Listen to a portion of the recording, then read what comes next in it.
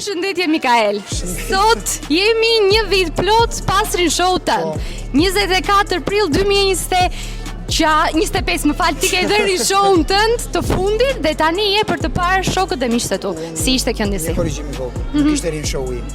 Po, patjetër. Ishte Rinshow-i të gjithë shkollës. I të gjithë shkollës. Kur them tani sepse ishte pjesëmarrja jote e fundit. Pjesëmarrja ime e fundit, ndër më të bukurat. Mund ta vlerësoj më shumë nga të gjitha Rinshow që unë kam parë përpara, por kjo ana së sotshme ishte tjetër nivel. Kuptova që idetë me punë, me praktikë, me emocione nuk ka të bëjnë fare pjesa e brezave, mjafton që të rinë të kenë dëshirë, dhe është e sigurt që në skenë Rashi do të qëndrojë gjithmonë. Patjetër. Unë jam e sigurt për këtë gjë, po. Tash shfaqja është tjetër pasi e ndjen emocionin gjithmonë, pasi e ke përjetuar, dhe tjetër është kur e shikon një javë më vonë. Do ma përshkruash shfaqjen me një fjalë të vetme? Ose fjali, si të duash? Jo, me një fjalë të vetme do ta përshkruaja qetësi, ndërsa me një fjali humbje në realitet.